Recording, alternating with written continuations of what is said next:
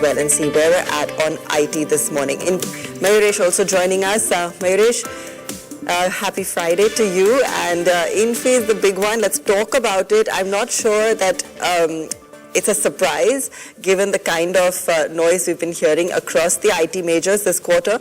But what are you making of the numbers?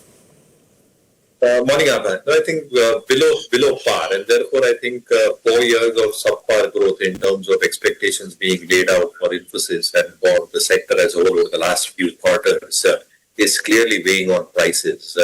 And therefore I think the kind of guidance that Infosys has also given, I think it does embed client-specific headwinds. And therefore I think in a disruptive environment where a large part of capital allocation is happening by product and platform companies across the globe, hyperscalers across the globe, and the mid-single-digit revenues from AI that our companies are probably delivering. I think the kind of numbers that can come through in terms of constant currency from the existing business models and the margins that they're probably delivering can probably be a little bit subpar in terms of accelerated growth that AI companies and AI engines can probably deliver. And therefore, the market is probably a little bit circumspect in terms of the growth dynamics that these companies can deliver going forward, both in terms of absolute numbers and relative in terms of adoption of AI as well. So the price damage largely done with in terms of sector as a whole. But because of missing levers in terms of growth factors at play, my own sense is that a re-rating of this sector at this point of time looks a little bit different. Absolutely. All right. Now, a digital red alert for Indian banks as well. Finance Minister Nirmala Sitharaman has held a meeting with bank chiefs and the RBI to tackle a dangerous new disruption. Again, large private banks have given reasonable numbers, I think, as per market expectations. But the fear here is in terms of growth levers, again, in terms of deposit accretion to be more specific. And therefore, I think how do these growth levers play out for the large private banks with large asset bases that they've probably created? And therefore, I think if there is some element of intermittent riskier growth in terms of advances, how does that play out in the second half, specifically on GNPAs and GNPA?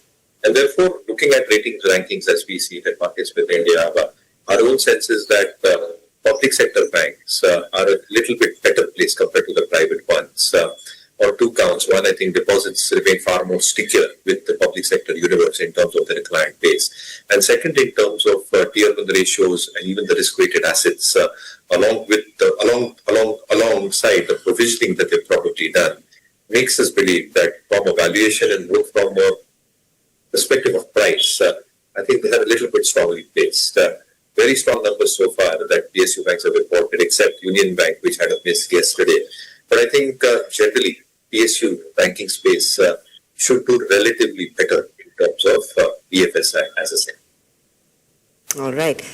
Now, a fresh U.S. tariff blow for Indian solar industry. The U.S. has slapped anti-dumping duties on solar panels and duty on shipments from India, Indonesia, from the commentary this time.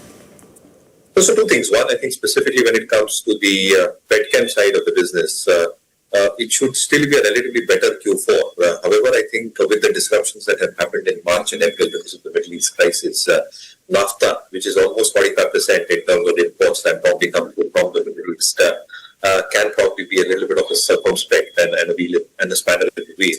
And therefore, I think the feedstock options that Reliance has are relatively better off compared to a lot of other feeders and refiners. But generally, I think how does that play out in terms of Q4 numbers and expectations on Q1, something to be watched out for.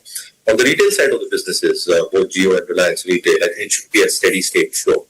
And therefore, I think retail businesses should hold up and compensate for some element of subpar performance that can probably come through specifically from the petchem segment.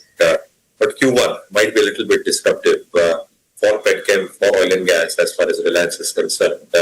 And how much of retail balancing can happen in Q1 is ideally what the street would probably